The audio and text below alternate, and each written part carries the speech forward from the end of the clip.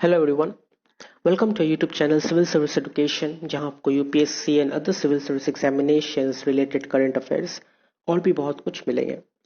आज का हमारा टॉपिक है current affairs of 7 November 2020। Number 1, Pennsylvania lead gets Biden closer to victory. As the counting of mailed-in ballots continued across the US, Democratic candidate Joe Biden appeared to be on the edge of victory as he pushed past incumbent President Donald Trump in the crucial swing state of Pennsylvania on Friday morning. Friday morning को देखा गया है कि democratic candidate जो Biden ने Pennsylvania में lead ले लिया। डोनाल्ड ट्रंप जहां पे 6 लाख वोट से लीड कर रहे थे, वहां पे फ्राइडे मॉर्निंग को देखा गया है कि फर्स्ट टाइम जो बाइडन पेंसिल्वेनिया में 21,000 वोट से लीड कर रहे हैं। और अभी भी बहुत सारे मेल्ड इन बैलेट्स आने बाकी है जो कि बाहर कंट्री में जो आर्मीज है, आर्मी प्रोफेशनल्स है, जो आर्मीज है, उन लोगों के वोट भी आने बाकी है। और कोरोना की वजह से बहुत लेट हो चुका है और मेल बैलेट्स को फिजिकली काउंटिंग करना पड़ रहा है बिकॉज इलेक्टोरल में आके हर कोई लाइन लगा के वोट नहीं दे पाया, सब घर से ही मेल्ड किया अपना vote. So that is the reason कितनी लेट हो रही है और ये सबसे ज्यादा स्पेक्टेकल इलेक्शंस मानी जा रही है। A win would make Mr. Biden's running mate Kamala Harris the first woman president of the US and the first Indian American and African American person in that position. अगर Joe Biden जीत गई ये presidency, then उनकी vice president बनेगी Kamala Harris, जो कि first women vice president होगी USA की, and she is going to be the first Indian American and African American person in the position. So Kamala Harris belong करती है both India and Africa से अगर देखा जाए, because her father was an American but he used to live in Africa. He was a Jamaican actually. He was Jamaican, he used to live in America, and her mother is an Indian. So she is Indian American and African American both at the same time. Next point. India won't accept shifting of LSC CDS. India will not accept any shifting of the line of actual control and unprovoked tactical military actions spiraling into a larger conflicts cannot be discounted. Chief of Defence Staff. Chief of Defence Staff general Bipin Rawat ने कहा है कि India LAC से line of actual control से shift नहीं करेगी, अपने troops को वहां से मिलिट्री को वहां से शिफ्ट नहीं करेगी, जो जैसा है वैसा ही रहेगा। अगर स्टैंड ऑफ चल रहा है तो स्टैंड ऑफ चलते रहेगा, लेकिन हम लोग पीछे नहीं हटेंगे, हम लोग जहां पे खड़े वहीं खड़े रहेंगे जब तक डिसएंगेजमेंट नहीं हो जाता, जब तक कोई सुझाव नहीं निकल जाता, तब तक हम लोग वहीं रहेंगे। In talking of the situation in eastern Ladakh, he said it remained tense and the People's Liberation Army was facing unanticipated consequences of its misadventure in Ladakh because of the Indian Defence Force firm and strong response. तो उनका ये कहना है कि peoples liberation army जो PLA army है China की, वो ईस्टर्न लद्दाख में बहुत ही खराब कॉन्सिक्वेंस फेस कर रही है, क्योंकि उन लोगों को आइडिया नहीं था कि इंडिया का डिफेंस इतना मजबूत होगा और वो लोग एक जगह टिके रहेंगे। Next point. Finance panel warns of rising GST dues for states. The gap between GST cess collections and the revenue shortfall faced by states for implementing the goods and service tax could snowball to anywhere between 5 lakh crore to 7 lakh crore by June 2022 from the 2.35 lakh crore estimated for this year. ये जो GST cess collection और revenue shortfall का जो gap है, जो कि GST shortfall हुआ है, जो स्टेट्स में हर जगह जीएसटी शॉर्टफॉल हुआ है ड्यू टू कोविड-19 and due to economic falling off India का इकोनॉमी जो गिर गया, उसके वजह से ये अनुमान किया गया था कि this year GST gap the gap between GST cess collection and revenue shortfall 2.35 होगा, यही गैप होना चाहिए था, लेकिन देखा गया है 5 लाख करोड़ से 7 लाख करोड़ के बीच तक का ये गैप बढ़ सकता है जून 2022 तक। और ये एस्टिमेटेड किया है द 15th फाइनेंस कमीशन ने अपने प्रोजेक्ट में। The commission which finalised its reports proposing a framework for sharing revenues between central and the states for the next 5 years on October 30 is learned to have recommend a unique fiscal glide path for each state for the period of 2020-21 to 2025-26 in a separate volume dedicated to states।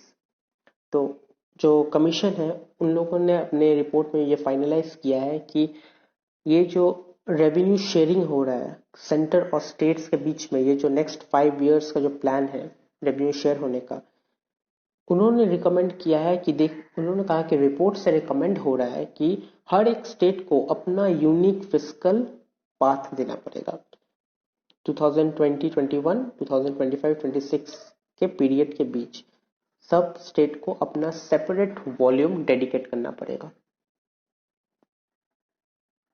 Next point, Maharashtra leads in death toll.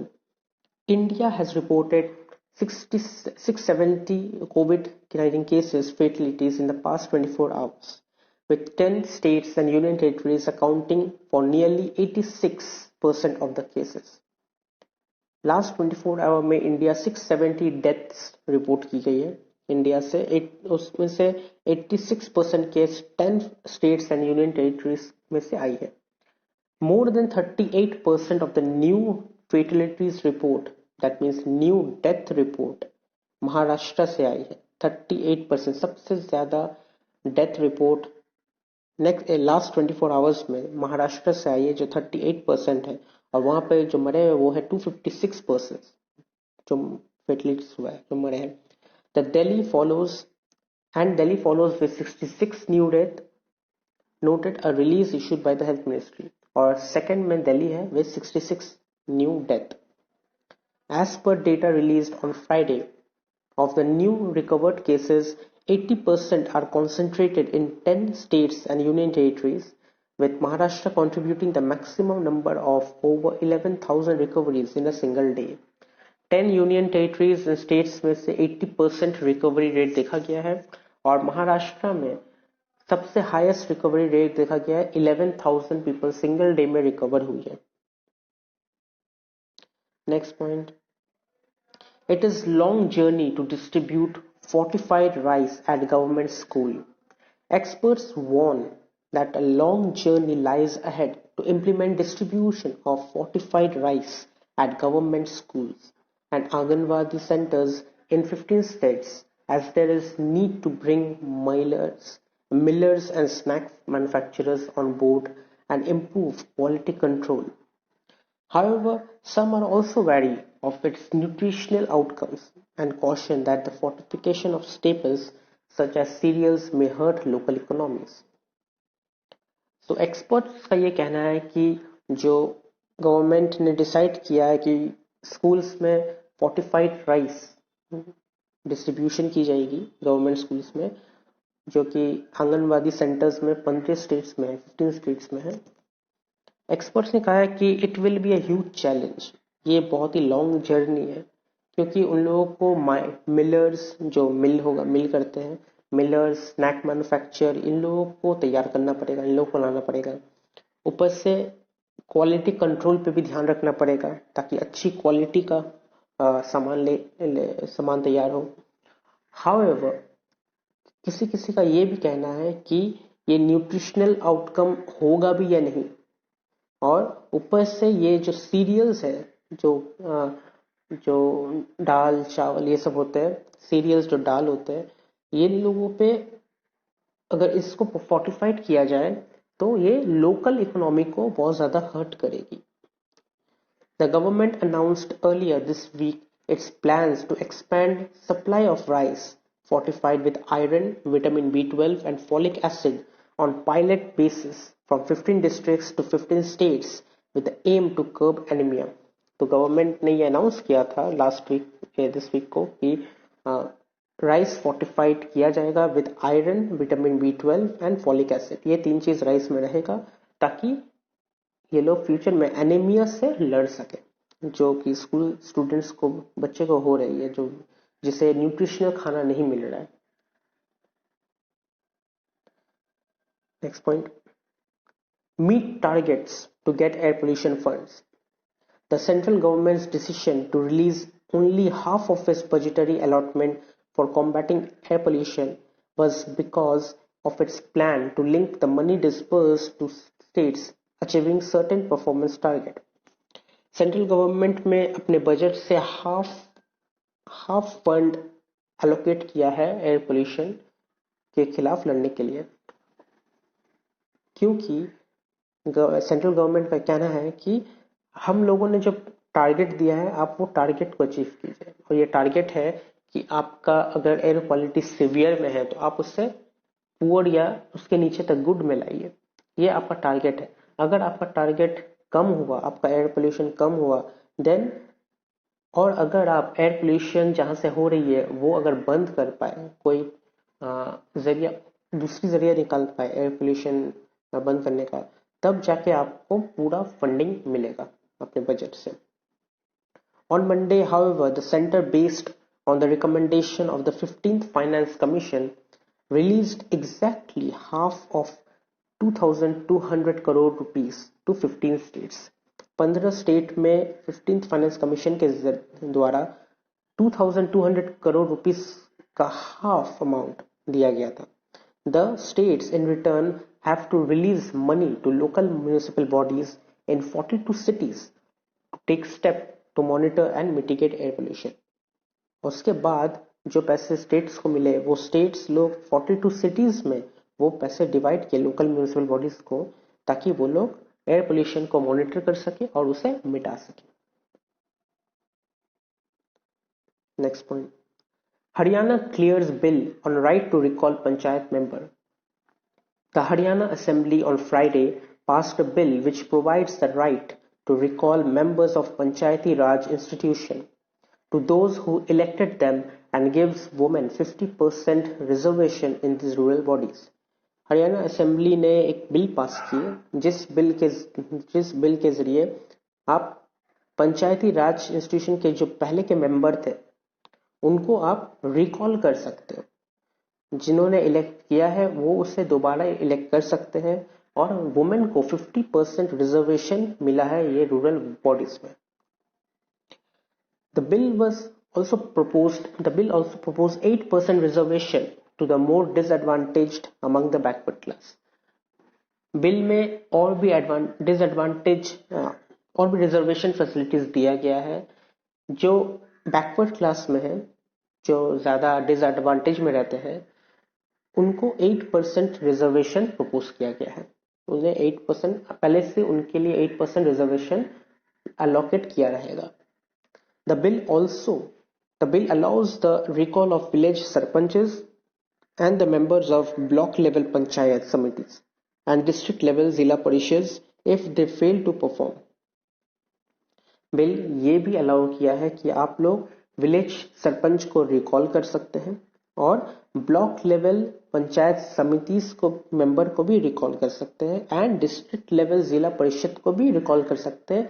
अगर आपको दिख रहा है कि present में जो काम कर रही है वो फेल हो रही है, वो परफॉर्म नहीं कर पा रहे, वो काम ठीक से नहीं कर पा रहे, तो आपको ये अधिकार दिया जाता है कि आप पहले वाले सरपंच या पंचायत समिति के मेंबर या जिला परिषद के मेंबर को आप वापस इलेक्ट कर सकते हैं। Next point, army chief Naravane meets Nepal PM Oli. Army Chief General Manoj Narawane on Friday called on Prime Minister of Nepal KP Sharma Oli and reaffirmed that he would work to further strengthen the defense cooperation between the two countries, India Embassy in Kathmandu said. Army Chief General Manoj Narawane Friday को नेपाल के prime minister KP Sharma Oli से बात की और उनके साथ ये बातचीत की कि वो लोग अपने बीच जो डिफेंस कोऑपरेशन है इसे मजबूत कर सके और आगे तक बढ़ा सके, मजबूती रख सके। बीच में नेपाल और इंडिया के बीच में थोड़ी कहासुनी हो गई थी। तो the visit in significant as General Narbane is the highest ranking Indian dignitary to meet the Nepalese leaders in the backdrop of the Kalapani territorial dispute. Kalapani territorial dispute जो हुआ था, जो नेपाल इंडिया के ऊपर ऑब्जेक्शन किया था कि आप लिपू लेक और कलापानी एरिया में जो नए रोड इंफ्रास्ट्रक्चर तैयार हो रहे हैं, इनॉग्रेट हो रहे हैं, नेपाल कहा था कि नहीं, आप ये नहीं कर सकते, ये यहाँ पे हम लोग के लिए प्रॉब्लम हो सकती है, या ऐसा नहीं कर सकते। वही डिस्प्यूट को ठीक करने के लिए जनरल नरवणे नेपाल गए और उन लोगों से बातचीत की। The disputed area is strategic significance to India as it allows India to access the Tibetan Plateau. और ये जो रोड इंफ्रास्ट्रक्चर बनाई गई है, ये इंडिया के लिए बहुत इंपॉर्टेंट है, क्योंकि ये इंडिया को डायरेक्ट एक्सेस देती है टिबेटियन प्लेट्यू जाने के लिए। वहां से ये इंडिया के लिए डायरेक्ट एक्सेस है। Next point is last but not the least, the important days. और 7 नवंबर का इम्पोर्टेंट डे है infant protection day and national cancer awareness day. तो अगर आपको ये वीडियो अच्छी लगी तो आप इसे लाइक कीजिए, शेयर कीजिए, कमेंट कीजिए और सब्सक्राइब जरूर कीजिए। Thank you.